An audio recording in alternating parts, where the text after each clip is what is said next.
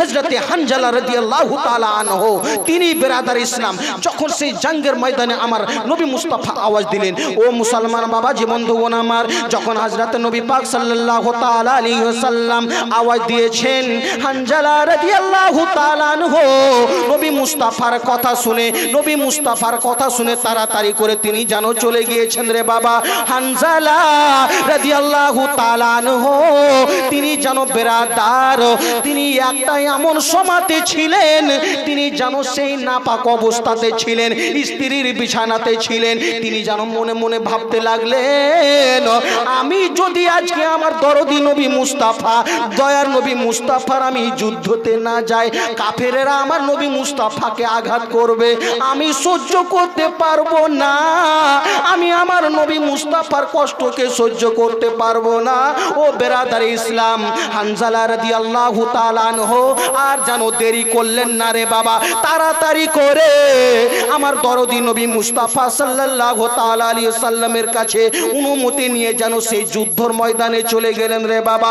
ও মুসলমান, আমি উনারা তো নিজের জানকে কুরবানি করেছেন, আমি আপনাদের সামনে যেন 1000টি করে টাকা চেয়েছি রে বাবা, অবশ্যই নবী মুস্তাফার মেহফিলে দিবেন, নবী মুস্তাফার এই মাদ্রাসাতে দেবেন, অবশ্যই আপনাদের দান আমার মহান রব্বুল আলামিন কবুল করবেন।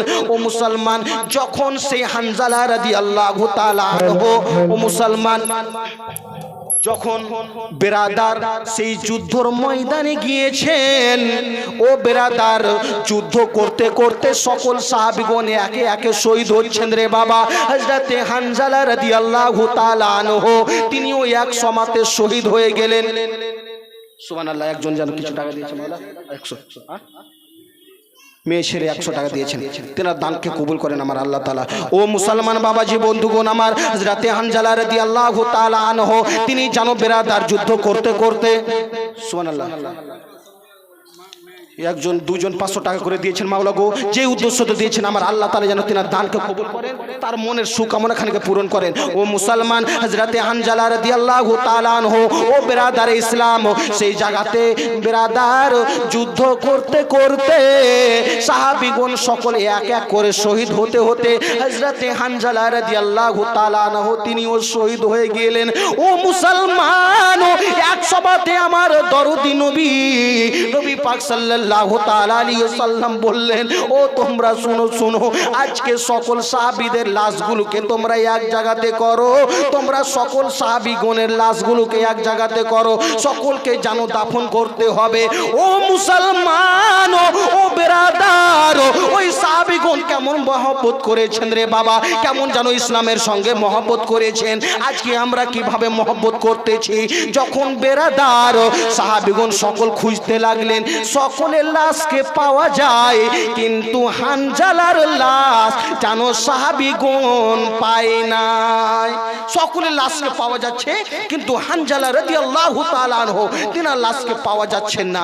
ও বেরাদার, সকল খুঁজতেছেন, সকলের লাশগুলোকে পাওয়া যাচ্ছে, কিন্তু হানজালা রাদিয়াল্লাহু তাআলা আনহু কেন লাশকে পাওয়া যায় না? ও বেরাদার, আমার দরদি নবী মুস্তাফাকে সকল সাহাবীগণ এসে বলতে লাগলেন, ইয়া রাসূলুল্লাহ, ইয়া হাবিবাল্লাহ নবী গো, সকলের লাশগুলোকে পাওয়া যায় গো রাসূল, কিন্তু হানজালা রাদিয়াল্লাহু তাআলা আনহু উনার লাশকে পাওয়া যায় নাই।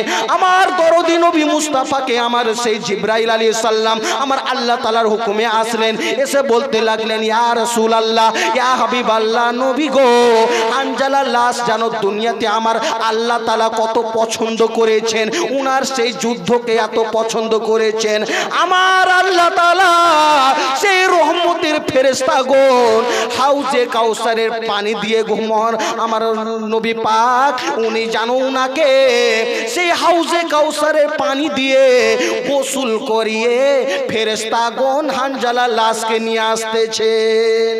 বলেন সুবহানাল্লাহ। ও বেরাদার বাবাজি বন্ধুগণ আমার, উনারা নিজের জানকে কুরবানি করেছেন। কন্ডাক্টর সাহেব আরো 1000 টাকা হবে নবী মুস্তাফার মেহফিলে, নবী মুস্তাফার মাদ্রাসাতে অবশ্য হবে। সুবহানাল্লাহ সুবহানাল্লাহ। তিনি যেন 1000 টাকা দিয়েছেন, মাওলা গো যে উদ্দেশ্যতে দিয়েছেন তারও মনের সুখ আমরা খানিকে পূরণ করে দাও। আপনাদের সামনে আরো একজন জীবনী বক্তা তিনিও চলে এসেছেন, উনার সামনে উনার মুখেও আপনাদেরকে শুনতে হবে। ও বেরাদার বাবাজি বন্ধুগণ আমার, এর থেকে বোঝা যাচ্ছে রে বাবা, উনারা নিজের জানকে কুরবানি করেছেন, উনারা নিজের সন্তানকে কুরবানি করে দিয়েছেন, কেউ তো নিজের স্বামীকে কুরবানি করে দিয়েছেন এই ইসলামের জন্য, এই ইসলামের বেরাদার পরচমটাকে ঝান্ডাটাকে উঁচু রাখার জন্য।